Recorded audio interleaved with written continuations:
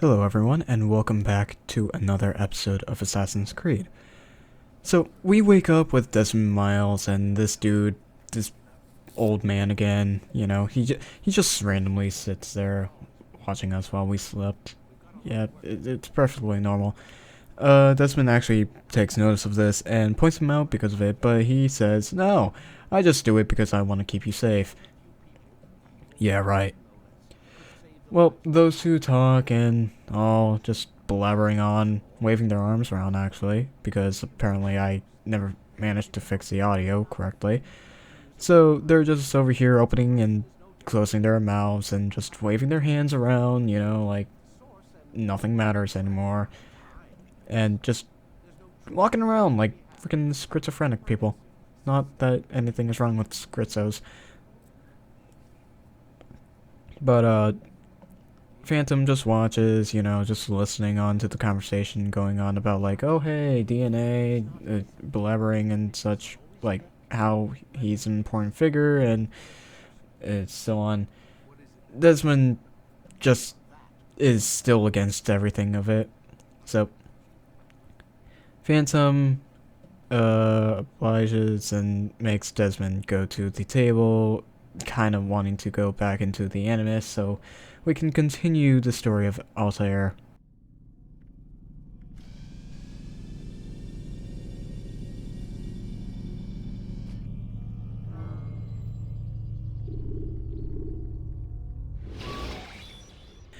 We return back to the Animus to, reconnect with the memories of Altaïr Ibn Lahad, if I even said that name correctly. And, yeah. We wake up in front of Al-Mulin, our Grand Master. So Altair thought we had died, and so it's kinda stressed out about it. We lost everything, and basically this is a form of punishment of basically breaking the tenets of the creed. And Al-Mulin gives Altair more like of an idea of the creed, about what the hell they're supposed to do, and basically tries to get Altair into the right footing. Or, well, more or less the right blade. Huh. Anyways, the two kind of just go on, just talk and waving their arms around still. And also, yes, we still have freezing problems. I don't know what the hell is happening about that. Almalin just gives Altair more or less a priority of a mission. Somebody is being traitor to the Masyaf castle. And basically, it's like, it's just, there's a conspiracy going on in Masyaf where somebody had let the Templar Knights in from the last episode. By the way, if you guys haven't seen the last episode, I would suggest watching it before this one. And yeah, they both just really take up time here. It's just constant talking and, well, yeah, and then that one random person just staring at the bookshelf. Is that even a bookshelf? Oh well. Yeah, they just go on for quite a bit now, so yeah, it's just,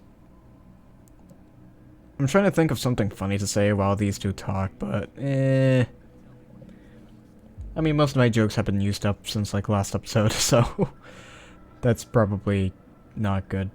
Oh boy. Oh hey, Phantom moved. Anyways,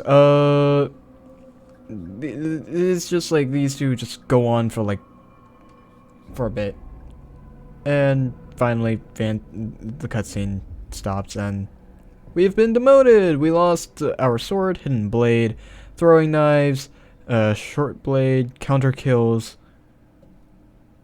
tackle, catch ledge, grab break,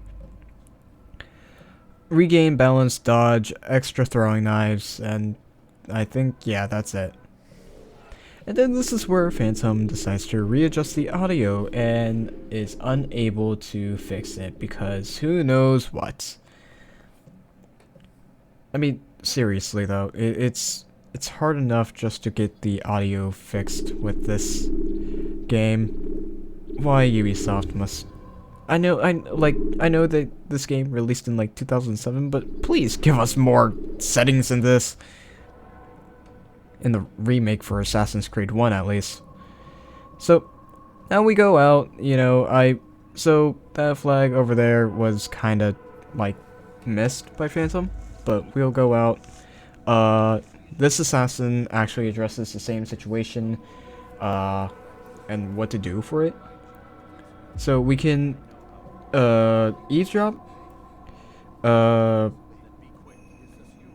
eavesdrop, interrogate, and so on, while this guy is kind of just retelling us what the hell we are and what the hell we're supposed to follow and all that. So, yeah.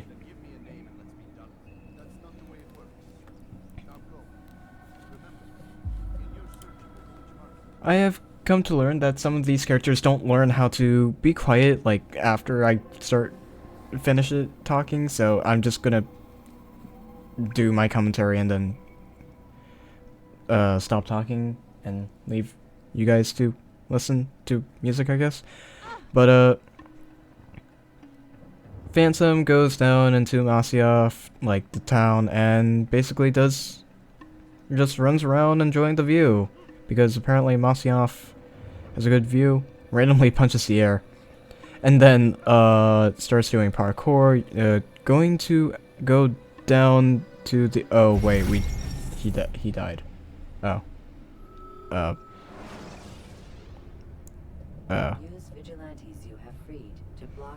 Well. Well, we turn back again at Masyaf Castle and then get tripped up because there's so many people in that area. And yeah, that's an issue. There shouldn't be too many people, but we cut to Phantom reaching the area and encounter two people talking together. So this is one of the things that we can eavesdrop on. We first need to find a bench or a hiding place to sit or lurk in. Actually, it says sit on a nearby bench, so that's actually what we're supposed to do. Then we look around and then listen into what they have to say. So basically, they quickly address that some dude that is delivering mail had decided to go to the watchtower, if I remember correctly, and give him a piece of mail. Basically, that the watchtower dude was basically the one that had opened the gate for the Templars. So yeah, these guys just continue to talk about the dude and what the hell happened, as well as they might have addressed another person who might be behind this inside the walls of Masyaf. So now we must find the basket weaver, which is the male person. So we cut over to the basket weaver and then we start listening up to what they have to say. So this woman right here had like requested more storage space so she can do whatever the heck she needs to, like owning a shop, I guess. The basket weaver declines and kind of sounds rushed or impatient or like stressed, and she takes notice of it, and so yeah, he told her to just go. And this is where we learn pickpocketing. Pickpocketing is how we get some money in this game, as well as basically get information needed. And we kind of just yanked that. So we find out the letter is from Masun near the cypress tree. So we collect the flag there after the cut, and then we confront Masun. Where all might live as equals. Masun is over here speaking against Al-Mulin and basically saying that the assassins are also against, like, every single human right possible. This is where we also learn how to interrogate a person who is speaking against or for a party that is, I guess, corrupt or somewhere around, like, location. Yeah. But we eventually learned how to interrogate someone entirely by punching them in the back of the head, apparently, and opening up a massive brawl on city streets. Then we came to learn that he was a Templar all along, or had Templar ideals. He's just basically speaking against us assassins and wants to put Masyaf in danger so the Templars can rule all over the Holy Land. Yes, this is the Holy Land, as I mentioned before, I think. But yeah, it's just, this is interrogation basically, and just, yeah. So then we return to Masyaf Castle in this memory fast forwarding. Al-Mulin is kind of pissed off by the fact that he got betrayed by one of his own people.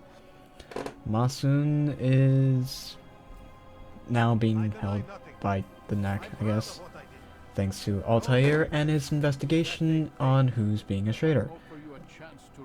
Al-Mulin is pissed off and addresses that he is now no longer a citizen nor a person to the assassins because of the Templar ideals, and gets red sauced all over.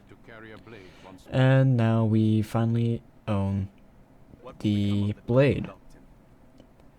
Al-Mulin tells us that there are more Templars to be around all of the Holy Land to basically try to find and basically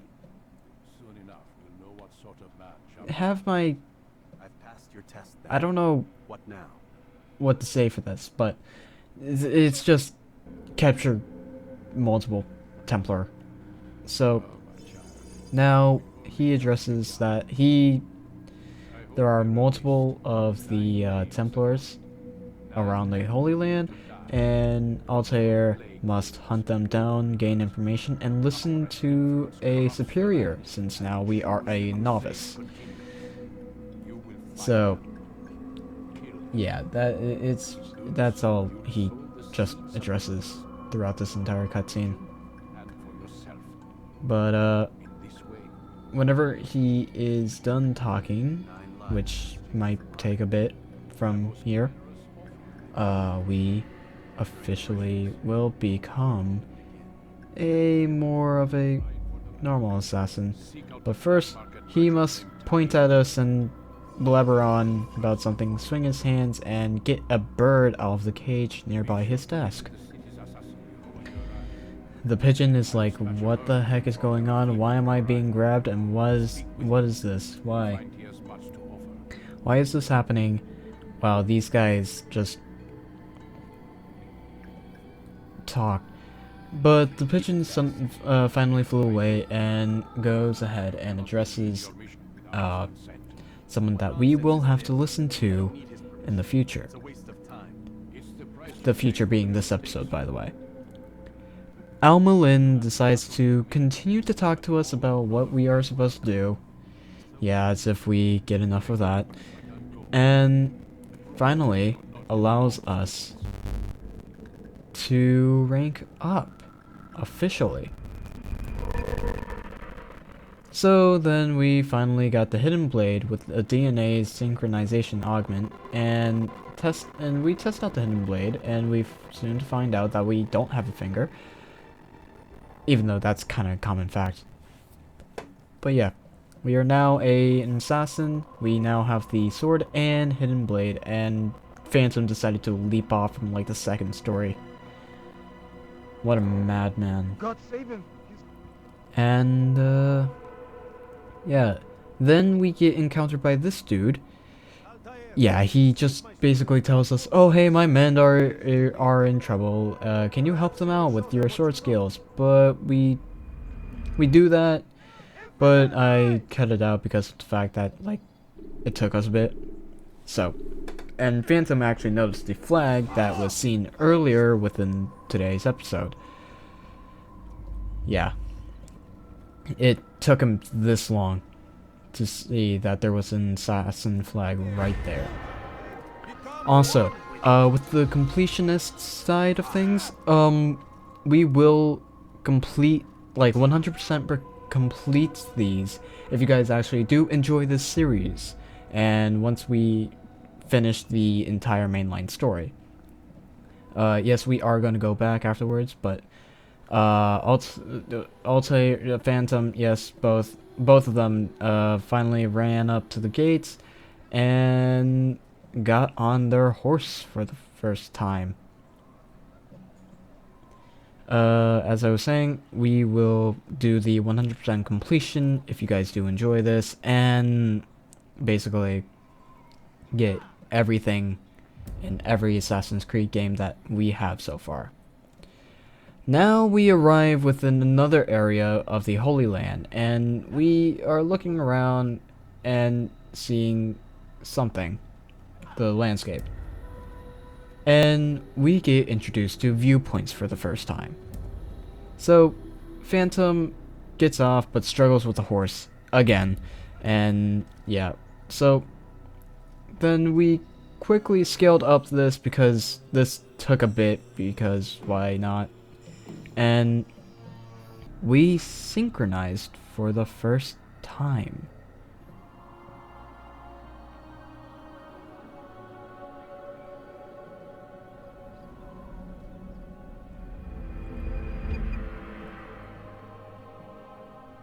Phantom finally synchronized for the first time and then tried doing the leap of faith off it, but failed first time, but got it the second time. And there are 12 viewpoints in this kingdom, which we are going to do either throughout the story or with afterwards, since I know you guys are probably going to get on to us about that. We then decide to get to every single northern, or almost every northern viewpoint that could be obtainable while we are going through that area. So here's the first one, and then you guys know the rest. We then just jump to the second city, or, well, kingdom, technically third, and we figure out some other mechanics that are also in Assassin's Creed 1 that are not in Assassin's Creed 2 that I know of. So, Phantom looked around like, what is there to do, and we encountered saved citizens by locking onto our target to save the citizen. Basically, these type of missions, I don't really know what the idea is about these, but they're pretty much self-explanatory. Phantom is actually struggling with this, so yeah, he manages to actually do pretty well in these. It's just the fact that he was kind of, just struggling. And I mean they, because they go, Anyways, Phantom is over here clearing up the mess that those guys are doing, and we finally interact with the citizen. By the way, this is actually the second citizen that we saved because of the fact that we saved one whenever we were entering the kingdom. And they helped us unlock vigilantes, which add on. Then we continue doing the viewpoints around the city because, well, to get a better understanding of what the heck is going on within the map, and we encountered an interrogation, which we are willing to obtain. Well, after getting some stuff of the mission done. But Phantom runs around, does some parkour, which is pretty enjoyable with the old games. I wish Mirage actually returned some of the old mechanics, but we finally found the Assassin's Bureau, which is kind of which are kind of the contract holders of Assassin's Creed 1. And as you guys can see here, Phantom is over here struggling on how to get down because, well, it's been a bit since the last time we played. And we encountered this dude. I don't know what he does, but I feel like he's a pottery man. Yes, he probably carries pots. So, we talked to this dude who's just over here kind of like sculpting his pot, you know, and also kind of moving his head, waving his hands around like he's actually interacting with us, even though he's probably not interacting with us. But, in short terms, he is telling us what we need to do to rank up, and basically just informs us of the situation that we're in. Yes, another person actually informing us about the situation we're in. And Phantom tries to leave, but we couldn't leave the cutscene, so this kind of sucked. But the dude just walks around, putting one hand up and putting the other hand down, and, you know, just tells us that there is a target here that we are supposed to be looking for. I don't remember his name, but yeah, there's a lot of characters I don't remember their names by, but he's just, this is like a weaponsmith. He's a weaponsmith that we are supposed to be looking at here. And by the way, I'm not talking about this dude, I'm talking about the target. But he just tells us, like, go ahead, get some viewpoints, and maybe we'll talk. If you get some viewpoints, then you can probably find yourself around the poor district of Damaskun. If I even said that kingdom name right. By the way, if you guys want to correct me if I'm wrong with any pronunciations, please do say in the comments so I can say them right in the future. Because I would like to say some of these names right, and instead of being yelled at by people, I guess. So, Phantom decides to look around, and yes, we're going to cut over to Phantom doing the last sync point within the poor district, or second to last, at least. And we get synchronized to the poor district of Damaskun. I'm pretty sure there's an S at the end, but I don't know.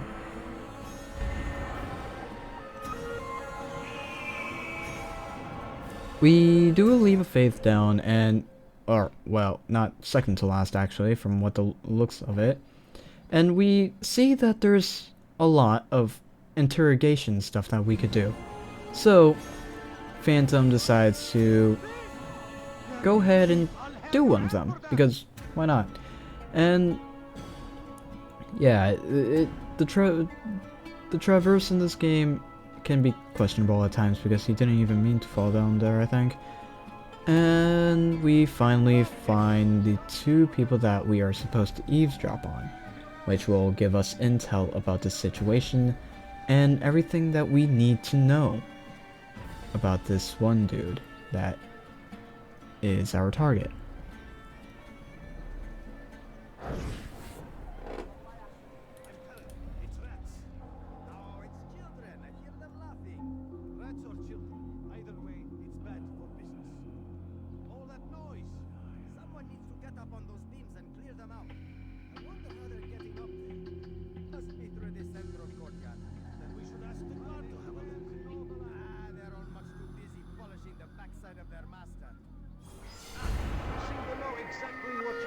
So, now that the eavesdrop is done, we are now open to do the second thing that we're supposed to do. And that's gonna be, the interrogation, since those are the two that are easiest by far. And I don't know how, Phantom managed to miss those, the hay, but he did, and that's kind of impressive on my part. Then Phantom just locked onto his target and listened to what he had to say. It wasn't long before that the dude just talked about the weaponsmith and how bad he's treating his employees and all that before he had to walk off. And that dude spawned out of nowhere. Don't know where he came from. So Phantom decided to just follow the guy into an alleyway to see like where he's going and see if it is a desolate or desolate and isolated space, which it was, and so Phantom got the chance to beat him up. Phantom kind of struggled a bit here, but understood the mechanics and just kept punching the life out of this one. So, and it's just like rock'em sock'em. The guy tells us that he knows a bit, but doesn't know a lot from what I could understand, and it's like, please don't hurt me.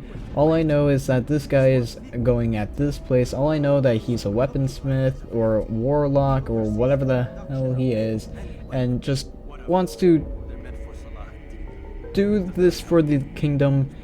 And yeah, it's just, this dude is overly terrified and couldn't give us valuable information. So, guess who decides to kill? Not kill. To pour it, ketchup all over his clothes. It's Altaïr! Yeah, that dude just... he didn't give us much to share, but he basically let us know about the production of weapons, and that the dude was probably heading over to a location. So, we go back to the Assassin Bureau, but we found one of the flags of, it's Sarkins, I think. Oh no, it's Damocus. It's Damocus. Anyways, Phantom, struggles with dropping down again. Because, why not? He struggles with it anyways. And he talks to us again about the information that we have provided. First things first. Tell me what you know. Tell me your rules over the Souk El Salah. He makes his fortune selling arms and armor and is supported by many innocent blacksmiths, traders. He opens up a book that is in front of us and kind of just points at it for a bit, I think. But he just basically says like, oh hey, this is the guy that you're supposed to hunt, and yeah. Now that you know the information, you have free range to assassinate, which is good, because, well, this is Assassin's Creed after all, and we are supposed to assassinate people. But, he gives us a feather to show as proof as if we assassinated him or not. And Altair is like, yeah, I got it, please let me leave, and being stubborn, as a 20-some-year-old would.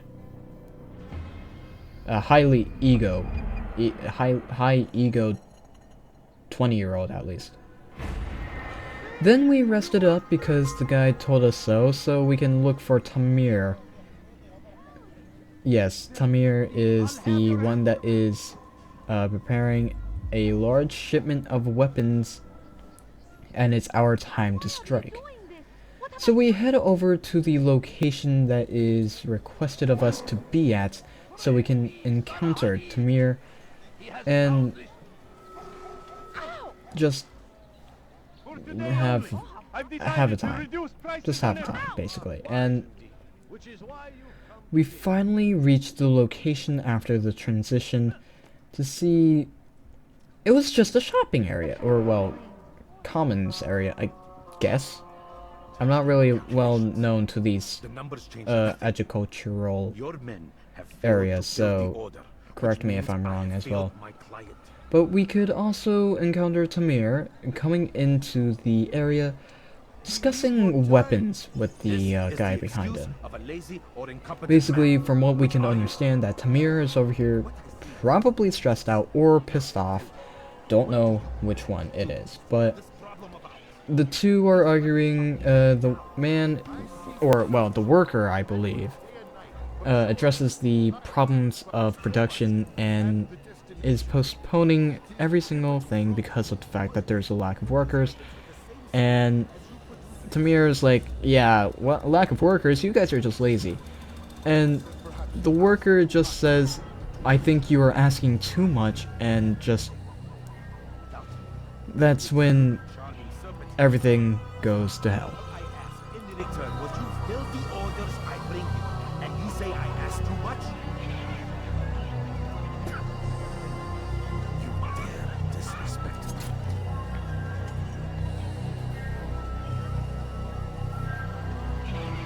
Peace, Tamir. I meant no insults. Then you should have kept your mouth shut. Then Tamir finally snapped and basically went mayhem as he pours ketchup all over the worker, and ketchup being in the water there.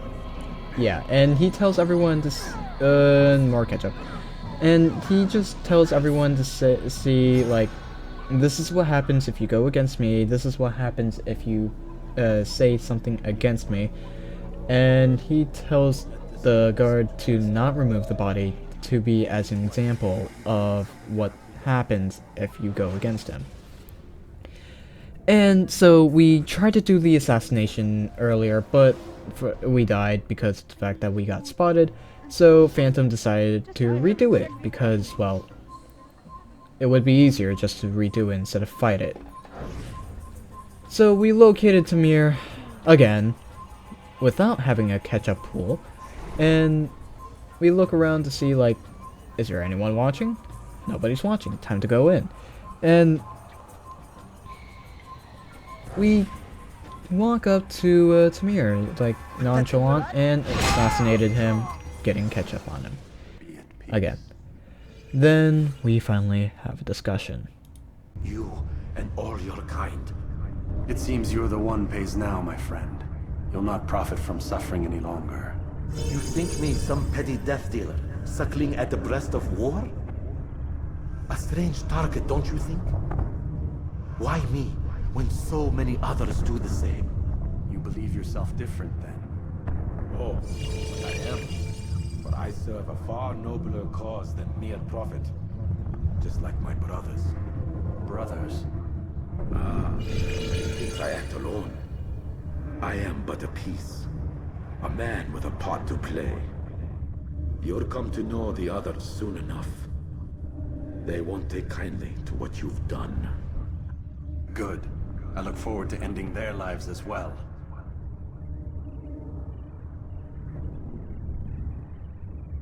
Such pride. It will destroy you, child.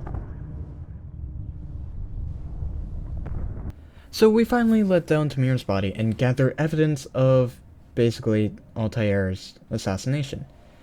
Then this is when we learn that the city is on alert, and so we need to head back to the city bureau to become anonymous within the city again. So this chase happened for a little bit, and we finally just hid on a bench.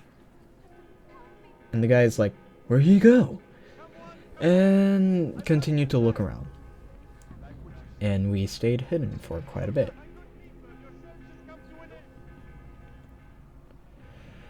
So we transitioned back to the Assassin's Bureau and activated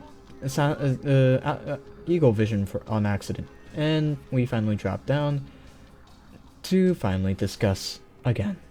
Of your victory, Altaïr. You have my gratitude and my respect. Thank you.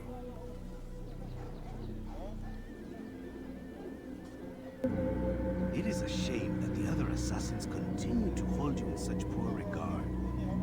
Rafiq, I do not care what the others think of me. As you wish, Altaïr. You should bring news of your victory to Al-Malik. I'm certain he has more work for you to do. We then wake up after the city has calmed down, but we get taken out of the Animus because of the fact that Lucy says to the Abstergo dude that it's time to take a break. And that will be it for today's episode of Assassin's Creed. I hope you guys enjoyed watching this episode, and there will be more in the upcoming future. So, yeah. I hope you guys like and subscribe, and I shall see you all in the next one. Goodbye.